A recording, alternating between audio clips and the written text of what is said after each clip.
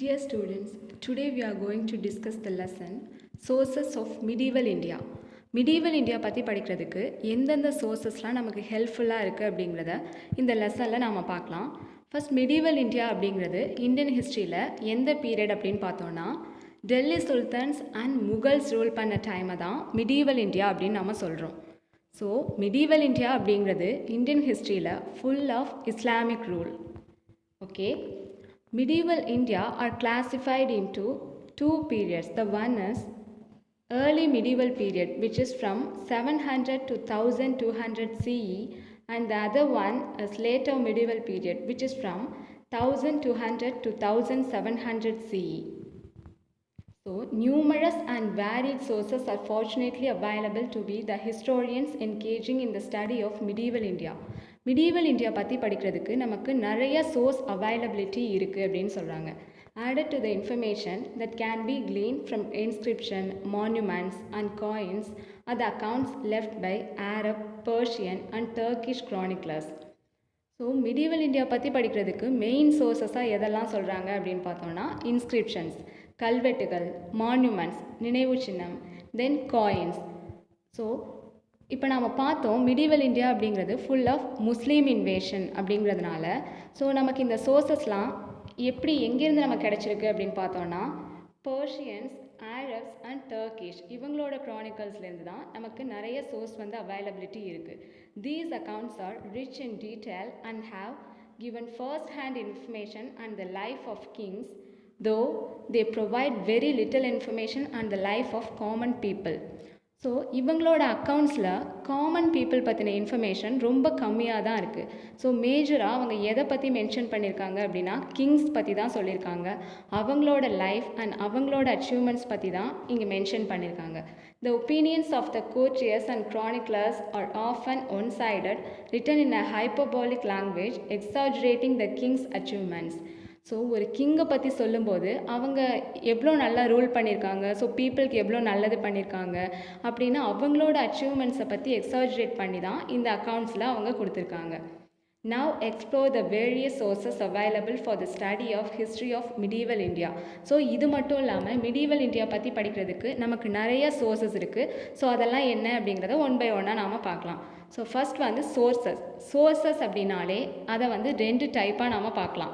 ஒன்று primary source, the other one is secondary source. Okay, primary source and secondary source இது ரெண்டு மூலமாக நம்ம எதை பற்றியெல்லாம் தெரிஞ்சுக்கலாம் அப்படின்னா political, economical and socio cultural developments with the aid of sources. Okay, இந்த சோர்சஸோட உதவியோட நாம் socio economic, political and cultural status பற்றி ரொம்ப ஈஸியாக நாம் தெரிஞ்சுக்க முடியுது. ப்ரைமரி சோர்சஸ்னால் என்ன அப்படின்னு பார்க்குறோம். ப்ரைமரி சோர்சஸ் அப்படிங்கிறது ஒன்றும் இல்லை, நாம் டச் பண்ணி ஃபீல் பண்ணக்கூடிய சோர்சஸ் எல்லாமே ப்ரைமரி சோர்சஸ் தான்.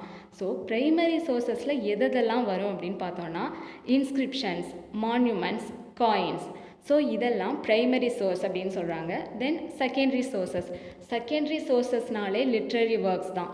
ஸோ க்ரானிக்கல்ஸ் அப்படின்னா இப்போ ஒரு ஹிஸ்டாரிக்கல் ஈவெண்ட் நடக்குது அப்படின்னா ஸோ அது எப்போ நடந்துச்சு அப்படிங்கிற அந்த ஆர்டரை வந்து சொல்லுவாங்க, அதுதான் வந்து க்ரானிக்கல்ஸ். தென் ட்ராவலாக், நிறைய ட்ராவலர்ஸ்லாம் வந்து இந்தியாவுக்கு வந்திருக்காங்க.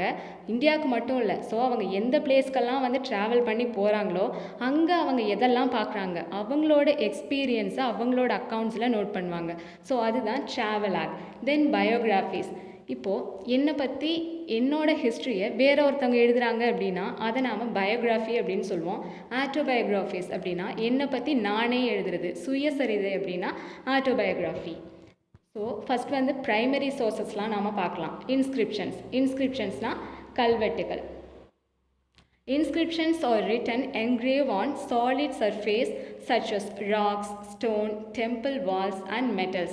ஓகே, இப்போது இன்ஸ்கிரிப்ஷன்ஸை நாம் எங்கெல்லாம் பார்க்க முடியும் அப்படின்னு பார்த்தோன்னா ராக்ஸ், மலையில் எழுதியிருப்பாங்க. ஸ்டோன்ஸ், நிறைய கற்களில் பதிச்சிருப்பாங்க. தென் டெம்பிள் வால்ஸ், இது ஆல்மோஸ்ட் எல்லாருமே வந்து பார்த்துருப்போம். நிறைய கோவில் சுவர்லலாம் இன்ஸ்கிரிப்ஷன்ஸ் இருக்கும். Then metals, the kings royal decrees, dedications and donations, monuments raised in commemoration of victories in wars, those built in memory of deceased warriors contain rich information about the concerned era. Okay, இந்த கல்வெட்டில் அப்படி எதை பற்றி தான் சொல்லியிருக்காங்க அப்படின்னு நாம் பார்த்தோம் அப்படின்னா மெயினாக இப்போ ஒரு கிங் இருக்காங்க அப்படின்னா அவங்களோட டிக்ரேஸ், அவங்களோட ஆர்டர்ஸ் எல்லாம் அதில் சொல்லியிருப்பாங்க. தென் அவங்களோட டொனேஷன், இப்போ கோவில் வால்ஸில் இருக்க இன்ஸ்கிரிப்ஷன்ஸ் எல்லாம் நம்ம பார்த்தோம் அப்படின்னா அந்த கோவில் வந்து யார் வந்து பில்ட் பண்ணாங்க, அந்த கோவிலுக்கு யாரெல்லாம் டொனேட் பண்ணியிருக்காங்க, அதுக்கு கிங் எவ்வளோ டொனேட் பண்ணியிருக்காங்க, இந்த இன்ஃபர்மேஷன்ஸ் எல்லாம் அதில் இருக்கும். ஸோ அவங்களோட டொனேஷன்ஸ் நாம் தெரிஞ்சுக்க முடியுது. தென் விக்ட்ரிஸ் இன் வார், அவங்க எந்தெந்த வார்லெல்லாம் வந்து விக்ட்ரி ஆயிருக்காங்க, இந்த இன்ஃபர்மேஷன்ஸும் அதில் என்கிரேவ் பண்ணியிருக்காங்க. So, various type of land gifted by the Chola kings are known from the inscriptions and copper plates. Okay, இன்ஸ்கிரிப்ஷன்ஸ்லேருந்து இப்போது எக்ஸாம்பிளாக சோழா டைமை எடுத்திருக்காங்க. இப்போது சோழா டைமில் லேண்டை வந்து வேரியஸ் டைப்ஸில் அவங்க பார்த்துருக்காங்க. அதை நாம் சோழா பீரியடில் இருந்த ஒரு இன்ஸ்கிரிப்ஷன் மூலமாக எந்த மாதிரியான டைப்ஸில் அவங்க லேண்ட்லாம் வந்து டொனேட் பண்ணியிருக்காங்க அப்படிங்கிறத இங்கே தந்திருக்காங்க. வெள்ளன் வாகை, த லேண்ட் ஆஃப் நான் பிராமின் ப்ராப்பர்ட்டிஸ். வெள்ளன் வாகை அப்படிங்கிறது பிராமின் இல்லாதவங்களுக்கு கிஃப்ட் பண்ண லேண்ட்ஸை தான் வந்து வெள்ளன் வாகை அப்படின்னு சொல்கிறாங்க. Then Brahmadeya, land gifted to the Brahmins. பிராமின்ஸ்க்கு கிஃப்ட் பண்ண லேண்டை என்னன்னு சொல்கிறாங்கன்னா Brahmadeya. Shalabhoga, land for the maintenance of a school. ஒரு ஸ்கூல் பில்ட் பண்ணுறதுக்கு ஸ்கூலோட மெயின்டெனன்ஸ்க்காக கிஃப்ட் பண்ண லேண்டை என்னன்னு சொல்கிறாங்கன்னா ஷாலபோகா. Devadana, land gifted to the temples. Temple build பண்ணுறதுக்காக நிறைய லேண்ட்லாம் டொனேட் பண்ணியிருக்காங்க. அந்த லேண்டை என்னன்னு சொல்கிறாங்கன்னா Devadana. Pallichchandam, land donated to the Jain institutions. So அந்த டைமில் ஜெயினிசமும் நிறைய ஸ்ப்ரெட் ஆகி தான் இருந்தது. ஸோ அவங்களுக்கு டொனேட் பண்ண லேண்டை என்னன்னு சொல்கிறாங்கன்னா பள்ளிச்சந்தம் அப்படின்னு சொல்கிறாங்க. Copper plate grants which were treated as legal document have significant source value. Copper plate கிராண்டை என்னன்னு சொல்கிறாங்க அப்படின்னா ஒரு லீகல் டாக்குமெண்ட் மாதிரி கன்சிடர் பண்ணியிருக்காங்க. ஸோ அந்த காப்பர் பிளேட்ஸ் எல்லாம் எதில் வந்து என்கிரேவ் பண்ணியிருக்காங்க அப்படின்னு பார்த்தோன்னா palm leaf and paper cheaper. ஸோ நிறைய பனை ஓலை இதிலெல்லாம் வந்து எழுதி வச்சுருக்காங்க. Then several copper plate grant issue during the later Chola period record gift to individual priests or teachers who are Hindu, Buddhist or Jain or persons of eminence. நிறைய copper plates எல்லாம் வந்து கிராண்ட்ஸ் பண்ணியிருக்காங்க, இஷ்யூ பண்ணியிருக்காங்க. யாருக்கெல்லாம் அப்படின்னு பார்த்தோம்னா teachers, தென் priest, கோவிலில் அர்ச்சகராக இருப்பாங்கள்ல அவங்களுக்கு, then Hindu, Buddhism, Jainism, person, eminence, intellectual personalities. So எல்லாருக்காகவும் அவங்க எல்லாரை பற்றியுமே வந்து மென்ஷன் பண்ணியிருக்காங்க. Most of the inscriptions differ in their content. In stone inscription, the benefits of a donor is recorded. The major focus is upon the giver. Okay, இப்போது ஒரு stone inscription எடுத்துக்கிறோம், இல்லை ஒரு டெம்பிளில் மேஜராக இது வந்து டெம்பிளில் வந்து நம்ம ஈஸியாக அவைலபிளாக இருக்கும் அப்படின்னு பார்த்தோன்னா யாரை பற்றி அதிகமாக எழுதியிருக்காங்க அப்படின்னா டோனர், அதாவது நிறையா வந்து யார் டொனேஷன் கொடுத்துருக்காங்களோ அவங்கள எக்ஸாஜரேட் பண்ணி எழுதியிருக்காங்க. ஸோ இதில் ஒரு சோலாவோட இன்ஸ்கிரிப்ஷனை வந்து எக்ஸாம்பிளுக்கு சொல்லியிருக்காங்க. Thiruvalangadu plate of Rajendra Chola, then Anbil plates of Sundara Chola, இதுக்கு வந்து நோட்டபிள் எக்ஸாம்பிள்ஸ் அப்படின்னு சொல்லியிருக்காங்க. Then Uttaramerur inscription in Kanchipuram district provide detail of the way in which the village administration was conducted. Uttaramerur இன்ஸ்கிரிப்ஷனில் எதை பற்றி சொல்லியிருக்காங்க அப்படின்னா வில்லேஜ் அட்மினிஸ்ட்ரேஷன் எந்த மாதிரிலாம் இருந்திருக்கு, அதில் தான் வந்து இந்த குடவோலை சிஸ்டம் அதை பற்றி சொல்லியிருப்பாங்க. ஸோ சோலா அட்மினிஸ்ட்ரேஷனில் அது ஒரு இம்பார்ட்டண்ட் ஈவெண்ட். ஸோ அதை வந்து உத்திரமேரூர் இன்ஸ்கிரிப்ஷனில் சொல்லியிருக்காங்க. தென் monuments, temples, palace, mosque, tomb, fort, minars and minarets are called by the collective name monuments. So monuments அப்படின்னா அந்த மிடிவல் டைமில் மான்யூமெண்ட்ஸ் நாம் நிறையா பார்க்க முடியும். நிறைய மாஸ்க் கட்டியிருக்காங்க, பேலஸ், டெம்பிள்ஸ் எல்லாமே. மினர்ஸ் அப்படின்னா மசூதி, தூபி அந்த மாதிரி சொல்லுவாங்க. The Sultans of Delhi introduced a new type of architecture. The monuments they built had arcs, domes and minarets as the main features.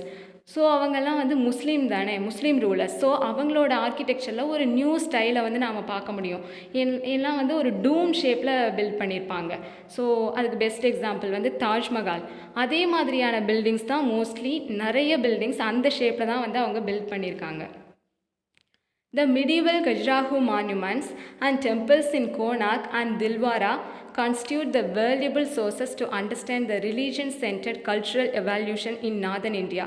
So north இந்தியாவில் ஃபேமஸாக இருக்க கல்ச்சுரல் சென்டர்ஸ் என்ன அப்படின்னு பார்த்தோன்னா கஜுராஹோ, அது வந்து மத்திய பிரதேஷில் இருக்குது. தென் கோனார்க்கில் இருக்க சன் டெம்பிள், தென் தில்வாரால இருக்க மவுண்ட் அபு அந்த பிக்சர்ஸ் இங்கே கொடுத்துருக்காங்க. ஸோ பார்த்துக்கோங்க. தென் அதுக்கப்புறம் இங்கே சவுத் இந்தியாவில் ஃபேமஸாக பார்த்தோன்னா தமிழ்நாடு தஞ்சாவூர் பிரகதீஸ்வரர் கோவில், தென் கங்கை கொண்ட சோழபுரம் அண்ட் தாராசுரம். ஸோ இதெல்லாம் இங்கே பெஸ்ட் ரிலீஜியஸ் சென்டர்ஸாக இருக்குது. தென் விஜயநகர் எம்பையரோட ஆர்கிடெக்சர் பற்றி பார்த்தோம் அப்படின்னா விட்டாலா அண்ட் விருபக்ஷா டெம்பிள்ஸ் அட் ஹம்பியில் இருக்குது. இதெல்லாம் வந்து விஜயநகரோட ரூலுக்கு ஒரு பெஸ்ட் எக்ஸாம்பிளாக இருக்குது. The fort of historical importance are Agra Fort, Chittoor Fort, Gwalior Fort and Delhi Red Fort, as well as the fort of Daulatabad and Firoz Shah Kotla. So இதெல்லாம் அவங்களோட famous board. நிறையா fort எல்லாம் வந்து construct பண்ணியிருக்காங்க. So அதெல்லாம் எங்கே இருக்குது அப்படிங்கிற நேம்ஸ் தான் இங்கே கொடுத்துருக்காங்க. தென் அது மட்டும் இல்லாமல் நிறைய சிட்டிஸும் வந்து கன்ஸ்ட்ரக்ட் பண்ணியிருக்காங்க. ஃபெரோசாபாத் அண்ட் துக்லதாபாத் இதெல்லாம் வந்து மிடிவல் டைமில் கன்ஸ்ட்ரக்ட் பண்ண cities. Then coins. The picture and the legend on the coins convey the names of kings with their titles and portraits, events, places, dates, dynasties and logos. So இப்போ coin issue பண்ணுறாங்க அப்படின்னா அதில் அவங்க என்னெல்லாம் வந்து engrave பண்ணியிருப்பாங்க அப்படின்னா, ஒன்று கிங்கோட ஃபிகரை வந்து என்கிரேவ் பண்ணியிருப்பாங்க, இல்லை அவங்களோட நேம், அப்படி இல்லை ஒரு பிளேஸ், டேட், வார், ஈவெண்ட் ஏதோ ஒன்று அதில் அவங்க வந்து மென்ஷன் பண்ணியிருப்பாங்க. ஸோ காயின்ஸ் மூலமாக நாம் வந்து எப்படி என்ன தெரிஞ்சுக்க முடியும் அப்படின்னு பார்த்தோன்னா எக்கனாமிக் கண்டிஷன். ஏன்னா காயின்ஸில் நிறைய டைப்ஸ் இருக்குது. Silver coin, copper coin, metals and gold. So இது மூலமாக அவங்களோட எக்கனாமிக் கண்டிஷனை நாம் தெரிஞ்சுக்க முடியும். முகமது கோரி had stamped the figure of goddess Lakshmi on his gold coin and had his name inscribed on it.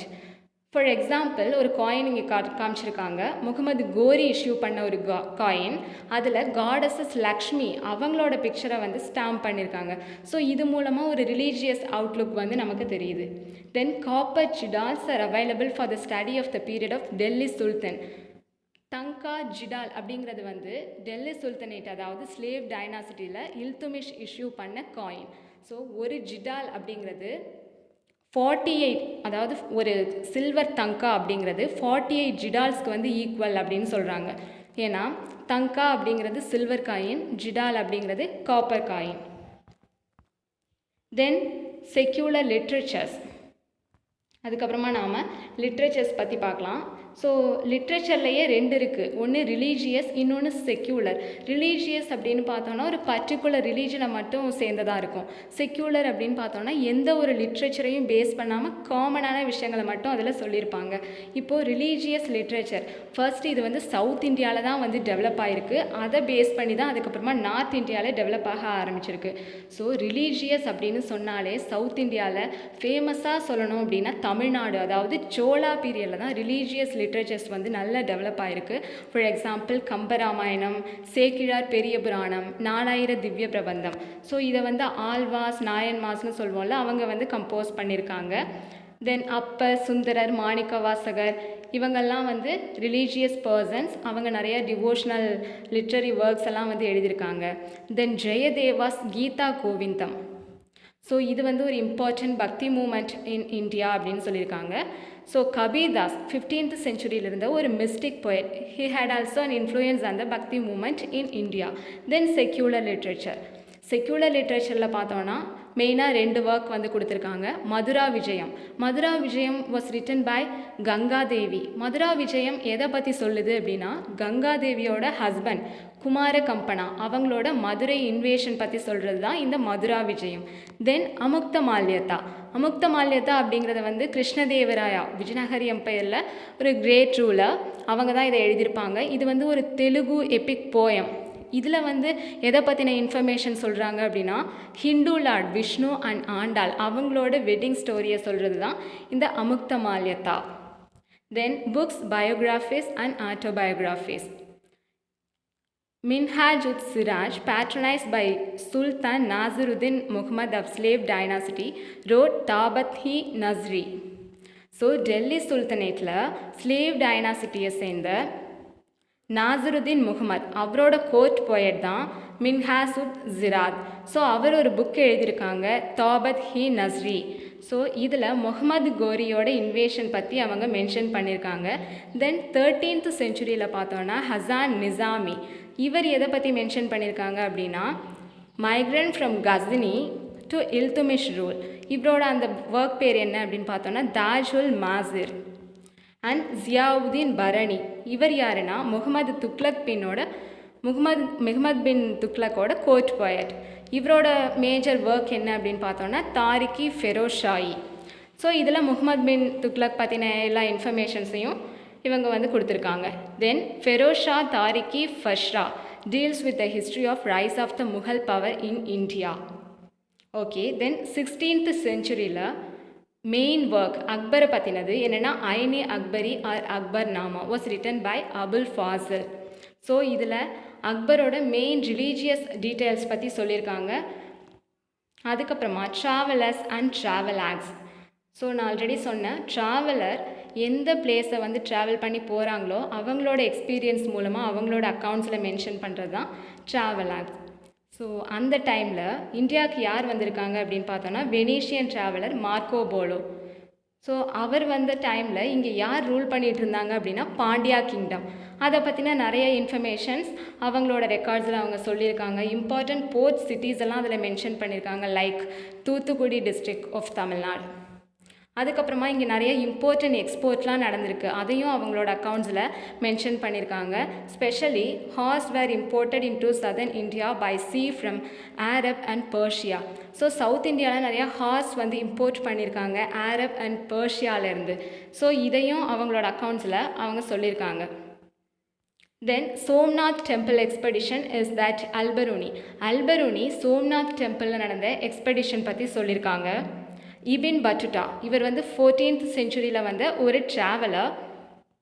So he contains the rich details about the people and the countries he visited. According to him, Egypt was a rich land because of the whole of the Indian trade with the west passed throughout.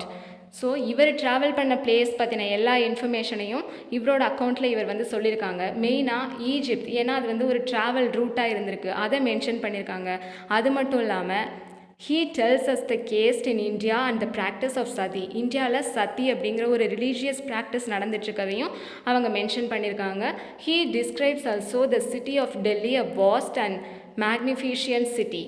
So டெல்லியை பற்றி அது ஒரு ரொம்ப மேக்னிஃபிஷியன்ட் city அப்படிங்கிறதையும் அவங்க சொல்லியிருக்காங்க.